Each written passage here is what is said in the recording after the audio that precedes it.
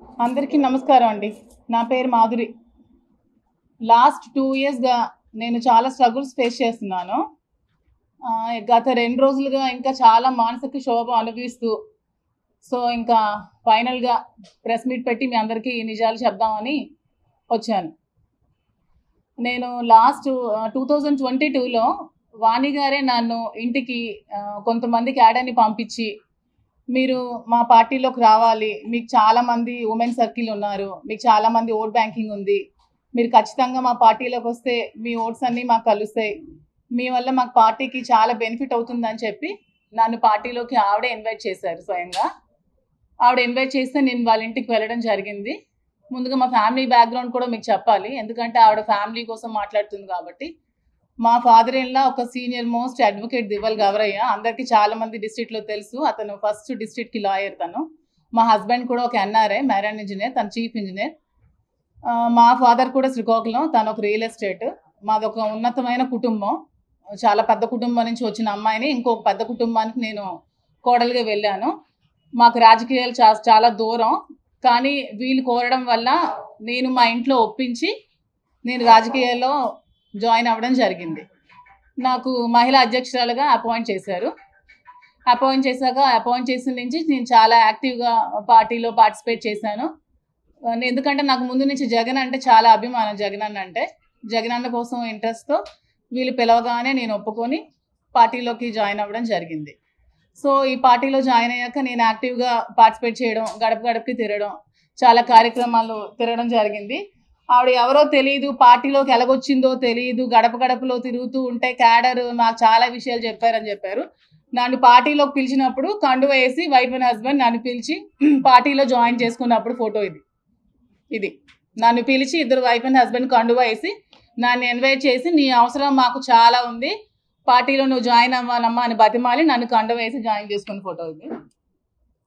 తర్వాత నన్ను మహిళా అధ్యక్షులుగా జాయిన్ చేసిన తర్వాత మీకు కృష్ణదాస్ గారు, కృపారాణి గారు, తిలక్ గారు, ఇంకా చాలామంది నాయకులు ఉన్నారు.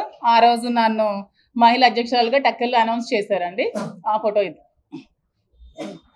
అనౌన్స్ చేసినప్పటి నుంచి నేను చాలా యాక్టివ్గా పార్టిసిపేట్ చేశానండి. అది టెక్కల్లో ఎవరికి అడిగినా చెప్తారు. టెక్కల్ నుంచి ఒక 70 మంది కార్యకర్తల్ని వాణి గారు జగన్మోహన్ రెడ్డి దగ్గరికి ఫస్ట్ శ్రీను గారికి టికెట్ అనౌన్స్ చేసినప్పుడు పంపించారు. ఆ రోజు నా పేరే ఫస్ట్ రాసి ఆవిడ దగ్గరుండి నన్ను పంపించారు. జగన్మోహన్ రెడ్డి గారితో నేను తీసుకున్న ఫోటో ఇది. నేను పార్టీలోకి రాకముందే ఒక 2000-3000 మంది మహిళలతో నేను ఒక ఉమెన్స్ డే సెలబ్రేట్ చేశాను. అప్పుడు శ్రీను గారికి నేను ఇన్వైట్ చేశాను, ఆవిడ కూడా వచ్చి వాళ్ళు పార్టిసిపేట్ చేసినప్పుడు ఫోటో ఇది. టెక్కల్లో ఎవరికి అడిగినా చెప్తారు. ఇది కూడా శ్రీను గారికి టికెట్ అనౌన్స్ చేసిన తర్వాత, పార్టీలోకి నన్ను ఇన్వైట్ చేసిన తర్వాత సెలబ్రేషన్స్ చేసుకున్నాం. కేక్ కట్ చేసినప్పుడు దగ్గరుండి నాకు కేక్ తినిపించి దగ్గరుండి అన్ని ఆవిడే చేశారు. ఆ వీడియోస్ కూడా ఉన్నాయి, ఆ ఫుటేజ్ అంతా మీకు ఇస్తాను. తర్వాత మా ఇద్దరం సరదాగా ఉండి సెల్ఫీలు తీసుకున్నప్పుడు ఫోటోలు ఇంకా చాలా ఉన్నాయి. ఈ వీడియోస్ కూడా మీకు అన్ని సబ్మిట్ చేస్తాను. ఇలా ఈవిడ నాకు పార్టీలోకి పిలవడం జరిగింది.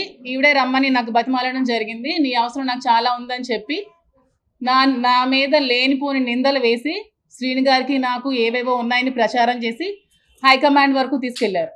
నాకు అక్కడి నుంచి ఇంటెలిజెన్స్ డీజీపీ కూడా నన్ను పిలవడం జరిగింది ఒక 2-3 టైమ్స్. అక్కడ కూడా నేను 2-3 టైమ్స్ వెళ్ళడం జరిగింది. వెళ్ళాక ఈ సెటిల్మెంట్లు ఇవన్నీ భార్యాభర్తల గొడవలు అన్నీ జరిగిన తర్వాత ఈ గొడవలతో నాకెందుకు కానీ నేను పార్టీకి రాజీనామా చేస్తానని చెప్పి నేను సైలెంట్గా ఉండడం జరిగింది.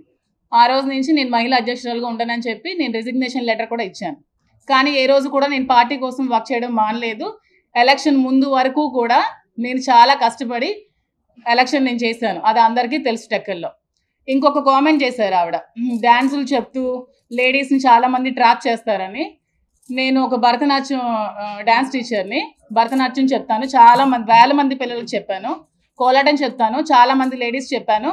అందరూ టెక్కల్లో ఉన్న చాలా పెద్ద పెద్ద లేడీస్ అందరూ నా దగ్గరికి వస్తారు. ఇండైరెక్ట్గా ఆవిడ ఆ లేడీస్ అందరినీ కూడా కామెంట్ చేసింది. ఆ వీడియో ఎవరో మీరు పెట్టారు, ఇందాక నేను చూసాను ఒక లింక్. ఆ వీడియోలో చాలామంది లేడీస్ని స్కూల్కి పిలిపించి ఆ పేరుతో ట్రాప్ చేసి వీడియోస్ అవి పెడతారని అవి కూడా పెట్టారు.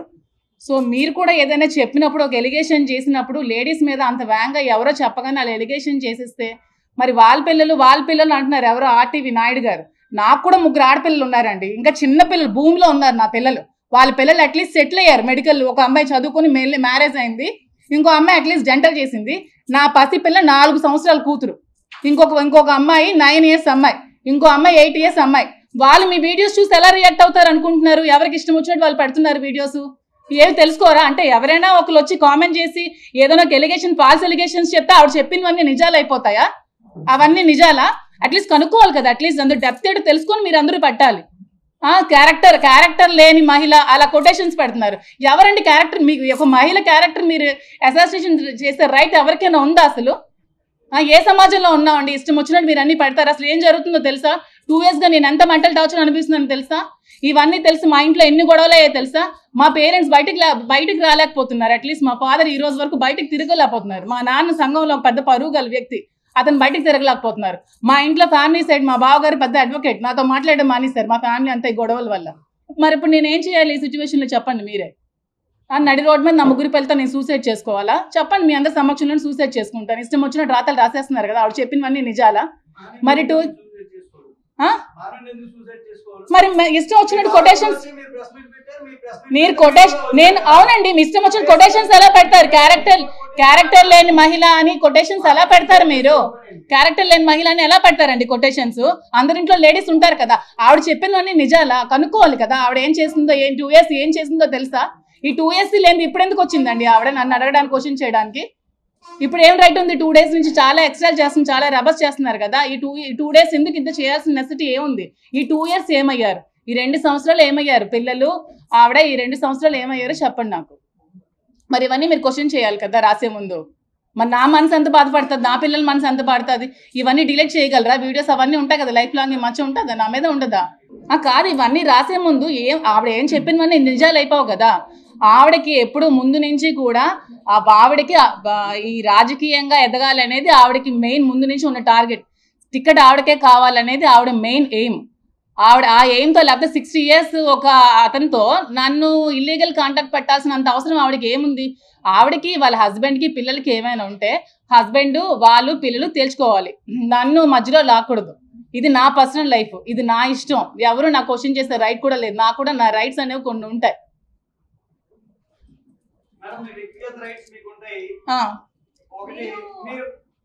చెప్పండి.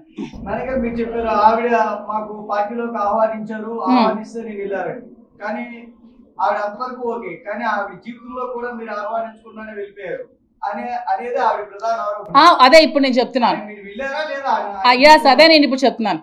ఇంత చేశాక, ఇంత చెందాక, 2 years నుంచి ఇంత మచ్చ నా మీద వేసిన తర్వాత, దువ్వాడ శ్రీను గారికి నాకు ఇల్లీగల్ అఫైర్ ఉందని అందరూ చెప్పిన తర్వాత నేనేం చేయాలి చెప్పండి? నా హస్బెండ్ ఇప్పుడు నువ్వు నాకు వద్దు, ఇలాంటి ఎలిగేషన్స్ నీ మీద వస్తున్నాయి, దువ్వాడ శ్రీను గారికి నీకు ఉందని వాణి గారు ఊరంతా ప్రచారం చేస్తున్నారు, ఇప్పుడు ఏం చేయాలి? నీ లైఫ్ నువ్వు చూసుకోని తర్వాత నేను ఎవరితో ఉండాలి? నా లైఫ్కి సెక్యూరిటీ ఎవరితో ఉండాలి చెప్పండి మీరే? ఎవరితో ఉండాలి నేను? నా లైఫ్ సెక్యూరిటీ ఎవరు ఉంటారు? అతనితో నేను కలిసి ఉంటున్నాను, నేను కలిసి తిరుగుతున్నాను, నేను టెంపుల్స్కి వెళ్తున్నాను. మీరు సోషల్ మీడియాలో వచ్చిన ఫొటోస్ టెంపుల్స్ మేము వెళ్ళాం, అవి ఇది చేసి కలిపి పెట్టారేమో నాకు తెలియదు కానీ, మార్పింగ్ చేశారు కానీ నేను టెంపుల్స్కి వెళ్ళాను, మేము ఉంటున్నాం. మరి ఇంకా నాకు దిక్కుదోచిన స్థితిలో నేను ఏం చేయాలో చెప్పండి? నా లైఫ్ని ఇంత స్పాయిల్ చేశాక, ఊరంతా ఆవిడ ప్రచారం చేశాక, ప్రతి ఒక్కరి దగ్గరికి వెళ్ళి దువ్వాడ శ్రీను గారితో మాధురికి అఫైర్ ఉందని చెప్పిన తర్వాత నేనేం చేయాలో చెప్పండి? నేను ఎలా రియాక్ట్ అవ్వాలి? అంటే నేను ఇప్పుడు నా 3 పిల్లలతో నడి రోడ్డు మీద ఆత్మహత్య చేసుకోవాలా, లేకపోతే నా లైఫ్ సెక్యూరిటీ నేను చూసుకోవాలా? చెప్పండి, అడగండి. అసలు శ్రీను గారితోనే టెంపుల్కి వెళ్ళాను. ఇది 2 years ముందు నుంచి జరుగుతుందని చెప్తున్నాను కదా. 2 years ముందు నుంచి ఈ సోషల్ మీడియాలో ఫొటోస్ పెట్టారు కదా, మీనాక్షి అమ్మవారి దగ్గర టెంపుల్. అవును, టెంపుల్స్కి వెళ్ళాం.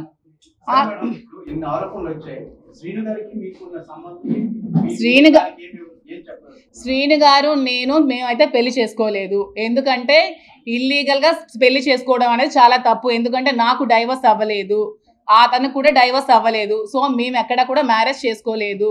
నేను అతనితో ఉంటున్నాను. అతను నాకు ఒక ఫ్రెండ్, ఒక ఫిలాసఫర్, ఒక గైడ్, అన్నీ అతనే నాకు. ఎందుకంటే నేను సూసైడ్ చేసుకోవాల్సిన సిచ్యువేషన్ వచ్చినప్పుడు నువ్వు అలా ఏం చేసుకోవద్దు, నీకు నేను ఉన్నాను, నీకు ధైర్యంగా ఉంటాను, నువ్వు అధైర్య పడుకో, నాకు ధైర్యాన్ని ఇచ్చి నన్ను అతను ఒక సెక్యూర్డ్గా ఉంచుతున్నారు. దాంట్లో తప్పేమీ లేదు కదా. నేను వాళ్ళ ఫ్యామిలీలో సహజీవనం ఎలా అవుతుందండి? అడల్టరీ అనుకోవచ్చు కదా. సహజీవనం అనేది పెళ్లి కాని వాళ్ళు చేసేది సహజీవనం అంటారు. పెళ్ళైన ఇద్దరు అమ్మాయి అబ్బాయి చేసేది అడల్టరీ అంటారు. అడల్టరీకి ఎక్కడ సుప్రీంకోర్టులో కూడా ఇది ఏం లేదు. దాన్ని మీరు అంత ఇష్యూ ఇప్పుడు ఎంతవరకు మీరు చెప్పారు కుటుంబము, పరువు, మర్యాదలు, పెద్దలు అని చెప్పి. అదే ఒక బేలతనంగా మాట్లాడే వ్యక్తి కాదు మీరు. మీరు ఒక భరతనాట్యం టీచరు. మీరు మీ కాల్ మీద నిలబడగలరు. మీరు ఎందుకు రాంగ్ రూట్ ఎందుకు ఎంచుకున్నారు? ఇవన్నీ ఆవిడ అదే చెప్తూ ఎవరైనా ఆరోపిస్తే వాళ్ళతో ఉండిపోతారా? మరి ఇంకో పర్సన్ పేరు చెప్తారు మీకు. 10 మందితో ఉన్నారంటే 10 మందితో ఉండలేరు. అలా మీరు అనకండి. ఆవిడకి టికెట్ శ్రీను గారు చెప్తున్నాను వినండి. ఆవిడ టికెట్ జగన్మోహన్ రెడ్డి దగ్గరికి వెళ్ళి నాకు నా హస్బెండ్ అక్కర్లేదు, నాకు టికెటే కావాలి, నేను సూసైడ్ చేసుకుంటాను, తనకు నేను డైవర్స్ ఇచ్చేస్తాను, నాకు టికెటే కావాలని చెప్పినప్పుడు శ్రీను గారే ఆవిడతో ఎందుకని విభేదాలు ఎందుకని ఆవిడకి టికెట్ అనౌన్స్ చేశారు. అనౌన్స్ చేసినప్పుడు ఆవిడ వచ్చాక ఆవిడ రాజకీయాలు ఆవిడ చేసుకోవాలి. ప్రతిరోజు గడప గడపకి వెళ్ళి ప్రతి ఇంటికి వెళ్ళి ప్రతి డోర్ కొట్టి శ్రీను గారికి మాధురికి ఎఫ్ఐఆర్ ఉంది, శ్రీను గారికి మాధురికి ఎఫ్ఐఆర్ ఉంది, శ్రీను గారికి మాధురికి ఎఫ్ఐఆర్ ఉందని ప్రతి డోర్ టు డోర్ ఆవిడ చెప్పారు. ప్రతి డోర్ టు డోర్. అది తప్పు కాదా అండి? అలా చెప్పచ్చా? చెప్పండి మీరే. మీ సిస్టర్ పొజిషన్ నేను ఉంటే మీరేం చేస్తే చెప్పండి. ప్రతి డోర్ టు డోర్ వెళ్ళి చెప్పారు ఆవిడ చెప్పకుండా ఆ రోజే ఆ ఫ్యామిలీని తేల్చుకోవచ్చు కదండి. మీరు రండి మా ఇంటికి మాట్లాడుకుందాం అని చెప్పి ఆ రోజు హస్బెండ్ని పిలవచ్చు కదండి. 2 years బిఫోరే. టికెట్ అడగకుండానే మీరు ఆమెతో మాట్లాడద్దండి, నాతో ఉండండి, మనం కలిసి ఉందాం, మీకు టికెట్ చేయండి అని హస్బెండ్ సపోర్ట్ చేయొచ్చు కదండి. టికెట్ కోసం నువ్వు హస్బెండ్ వద్దనుకుని నువ్వు టికెట్ కోసం వెళ్ళి నా లైఫ్ని రోడ్డు పెట్టి అతని లైఫ్ని రోడ్డుని పెట్టేసి ఇప్పుడు వచ్చి నువ్వు ప్రెస్ మీట్లు పెట్టేసి ఇప్పుడు వచ్చి నువ్వు దొంగ ఏడుపులు ఏడిస్తే నా లైఫ్కి ఎవరండి రెస్పాన్సిబుల్? చెప్పండి మీరందరూ. నేను ఇది క్వశ్చన్ చేయడానికి వచ్చాను. ఇప్పుడు ఆవిడ రాజకీయాలు ఆవిడ చేసుకోవాల్సింది. నన్ను ఎందుకు మధ్యలోకి లాగాలి? వాళ్ళ ఫ్యామిలీ ఇష్యూ, వాళ్ళ వైఫ్ అండ్ హస్బెండ్ వాళ్ళు చూసుకోవాలి, వాళ్ళ పిల్లలతో వాళ్ళు చూసుకోవాలి. నన్ను ఎందుకు మధ్యలోకి లాగాలి? నా లైఫ్కి ఎవరు రెస్పాన్సిబుల్ చెప్పండి. మరి ఇప్పుడు మరి అదే కదండి స్టార్టింగ్ నుంచి చెప్తున్నాను నేను. వాళ్ళే నన్ను పిలిచి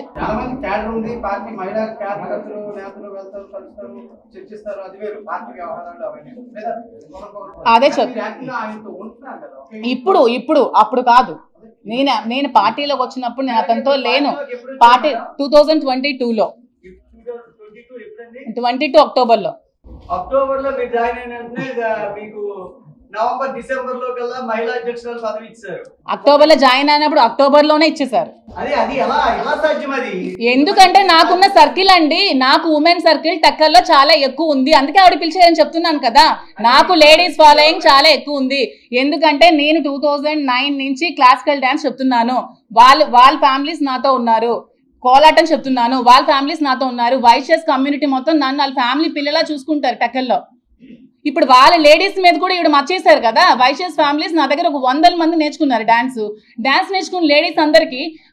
లేడీస్ అందరూ వచ్చి వాళ్ళందరూ ఏవేవో చేసి వాళ్ళనేమో బ్యాడ్గా వీడియోస్ తీసి ప్రమోట్ చేసి వాళ్ళని బ్లాక్మెయిల్ చేస్తున్నారని చెప్పారు. వాళ్ళందరికీ సమాధానం ఎవరు చెప్తారండి? లేడీస్ చెప్పండి మరి మీరే.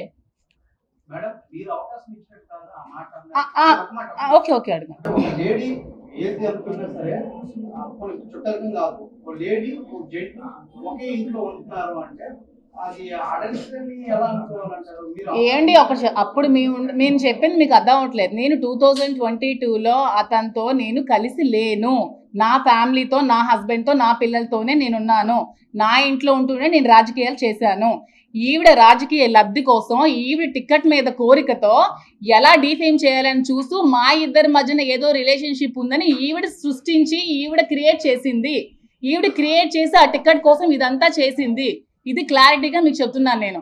అది చేసిన తర్వాత మొత్తం సొసైటీలో బ్యాడ్ చేసి రప్చర్ చేసిన తర్వాత నేను ఒకనొక స్టేజ్లో సూసైడ్ చేసుకుందాం అనుకున్న టైంలో శ్రీను గారు నాకు ధైర్యం చెప్పి వద్దు నేను ఉన్నాను, నువ్వు సూసైడ్ చేసుకోకని చెప్పిన తర్వాత నేను అతనితో ఉండడం జరిగింది. ఇది మీకు క్లారిటీగా చెప్తున్నాను.